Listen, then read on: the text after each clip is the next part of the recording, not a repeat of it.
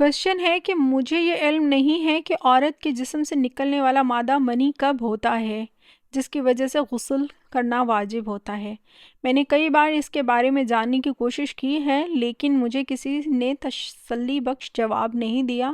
آخر کار میں اپنے جسم سے نکلنے والے تمام مادوں کو یہی سمجھنے لگی کہ ان سے غسل واجب نہیں ہوتا، چنانچہ میں صرف جمع کے بعد ہی غسل کرتی ہوں۔ امید کرتی ہوں کہ آپ میرے لیے ان میں فرق بیان کریں گی۔ عورت کے جسم سے خارج ہونے والا مادہ بسا اوقات منی یا مزی ہوتا ہے اور بسا اوقات معمول کی جو رطوبت ہوتی ہے وہ ہوتا ہے۔ ان تینوں کا الگ الگ حکم ہے اور ان کی جو علامات ہیں وہ بھی منفرد ہیں۔ میں آسان الفاظ میں آپ کو سمجھانے کی کوشش کرتی ہوں۔ جو منی ہے اس کی یہ علامت ہے کہ عورت کی منی پتلی اور پیلی ہوتی ہے۔ عورت کی جو منی کا یہ فرق نبی صلی اللہ علیہ وسلم سے ثابت ہے۔ آپ صلی اللہ علیہ وسلم کا فرمان ہے کہ مرد کی منی گاڑھی اور سفید ہوتی ہے جبکہ عورت کی منی پتلی اور پیلی ہوتی ہے، اور کچھ خواتین کی منی سفید ہوتی ہے اور اس کی بو گوندے ہوئے آٹے کی طرح ہوتی ہے، اور منی لذت کے ساتھ خارج ہوتی ہے اور اس کی خارج ہونے کے بعد جسم ڈھیلا پڑ جاتا ہے۔ منی کے لیے ان تینوں علامات کا بیک وقت جمع ہونا لازمی نہیں بلکہ ایک علامت بھی کافی ہے، اور اس کے علاوہ جو ہے وہ مزی جو ہے وہ سفید یعنی شفاف اور لیزدار پانی ہوتا ہے جو کہ شہوت یا شہوانی خیالات کے وقت خارج ہوتا ہے۔ اس کے خارج ہونے سے لذت محسوس نہیں ہوتی ہے اور نہ ہی اس کے بعد جسم ڈھیلا پن پیدا کرتا ہے، مگر آپ کو کبھی اس طرح کے کوئی خیالات آ رہے ہوں تو وہ آپ کا جو آپ کہہ لیں کہ ایک وائٹ واٹر ڈسچارج ہو رہا ہوتا ہے اس کو مزی کہتے ہیں، جبکہ رطوبت یہ ہے کہ یہ رحم سے نکلنے والا شفاف قطرے ہوتے ہیں۔ بسا اوقات عورت کو ان کے خارج ہونے کا احساس تک نہیں ہوتا ہے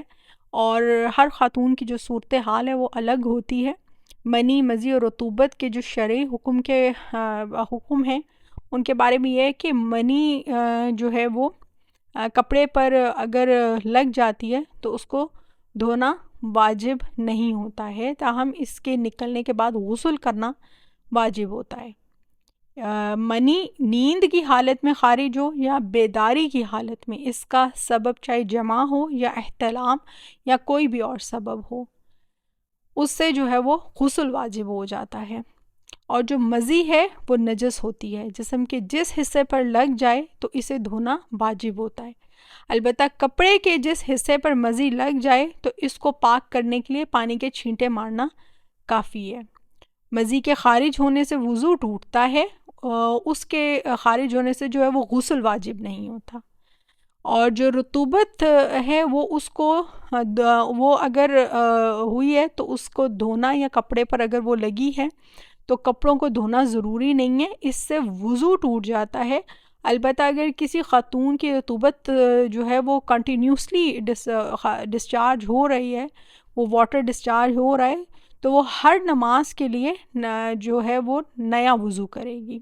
اس کے بعد جو بھی رطوبت اس کو ہو تو اس پر وضو پر اس کا کوئی اثر نہیں ہوگا۔ مثلاً اگر کنٹینیوسلی آپ کو وائٹ واٹر ڈسچارج رہتا ہے جو شہوت سے نہیں ہوتا ہے تو اس کے لیے ضروری نہیں ہے کہ آپ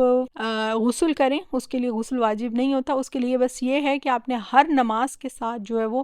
نیا وضو کرنا ہے، اور وضو کرنے کے بعد بھی اگر آپ کو فیل ہو رہا ہے کہ وہ واٹر ڈسچارج ہو رہا ہے تو آپ اس کے اوپر دھیان نہیں دیجیے، وہ آپ کے وضو پر کوئی اثر نہیں ڈالے گا، آپ آرام سے اپنی نماز پڑھیں، پھر وہ وضو کو نہیں توڑے گا۔ نیکسٹ نماز کے لیے آپ نیا وضو کریں اور اس کو جو ہے وہ